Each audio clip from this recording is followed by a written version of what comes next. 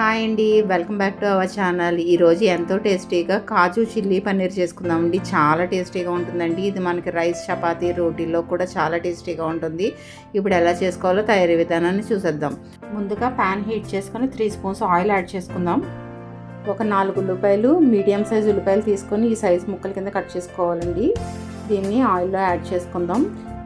అలాగే ఒక 10 పచ్చిమిర్చిని ఇలా స్లైసెస్ కింద కట్ చేసుకొని ఆయిల్లో యాడ్ చేసుకుందామండి. ఇప్పుడు ఇందులోనే రుచికి సరిపడా సాల్ట్ యాడ్ చేసుకుందాం. మనం ఇందులో కారం ఏమి వేయమండి, మొత్తం మనకి కర్రీకి సరిపడా పచ్చిమిర్చిని ఇందులో యాడ్ చేసుకోవాలి. ఉల్లిపాయలు ఆయిల్లో వేగుతున్నప్పుడు మనకి ఇలాగ పొరల పొరల కింద ఉల్లిపాయ రేఖలు సపరేట్ అయిపోతాయండి.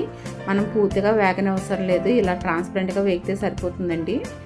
ఇప్పుడు ఇందులోని 1/2 స్పూను అల్లం వెల్లుల్లి పేస్ట్ వేసుకొని పచ్చివాసన పోయేంత వరకు బాగా ఫ్రై చేసుకుందాం.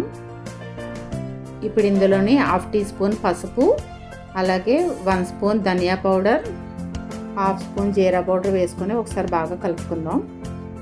ఇప్పుడు 1 గంట పాటు నానబెట్టుకున్న జీడిపప్పుల్ని యాడ్ చేసుకుందాము.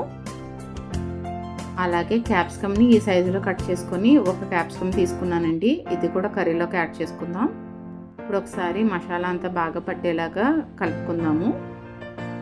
ఇప్పుడు ఒక మీడియం సైజు టమాటాని చిన్న చిన్న ముక్కల కింద కట్ చేసుకొని యాడ్ చేసుకుందాం. టమాటాలని ఆయిల్లోని 2 నిమిషాల పాటు మగ్గనిద్దాము. క్యాప్సికమ్, టమాటా బాగా మగ్గిన తర్వాత మనకి షాహీ పన్నీర్ మసాలా మనకి బయట మార్కెట్లో అవైలబుల్గా దొరుకుతుందండి. ఇది 1 స్పూన్ యాడ్ చేసుకుందామండి. అలాగే 200 ml పన్నీర్ని ఈ సైజు ముక్కల కింద కట్ చేసుకొని ఇప్పుడు యాడ్ చేసుకుందామండి. వీటన్నిటిని హై ఫ్లేమ్లోనే టాస్ చేసుకుందాం 2 నిమిషాల పాటు. పన్నీర్కి మొత్తం స్పైసెస్ అంతా పట్టేలాగా మనం కంటిన్యూస్గా కలుపుతూ టాస్ చేసుకోవాలండి. ఈ రెసిపీని స్టార్టింగ్ నుంచి ఎండింగ్ వరకు మీడియం టు హై ఫ్లేమ్ మంటను అడ్జస్ట్ చేసుకుంటూ చేసుకోవాలండి. ఇప్పుడు ఇందులోని కాచి చల్లార్చిన పాలను 1 కప్పు యాడ్ చేసుకుందామండి. ఒకసారి స్లోగా మొత్తం ఒకసారి మిక్స్ చేసుకుందామండి. ఇప్పుడు మూత పెట్టుకొని ఒక 2 నిమిషాల పాటు కర్రీని అంతా మగ్గించుకుందాం. 2 నిమిషాల తర్వాత మూత తీసి మన కర్రీ రెడీ అయిందో లేదో చెక్ చేసుకుందామండి. చూడండి, ఆయిల్ ఇలా పైకి సపరేట్ అయ్యింది, కన్సిస్టెన్సీ కూడా కరెక్ట్గా ఉంది. ఇలా ఉంటే సరిపోతుందండి.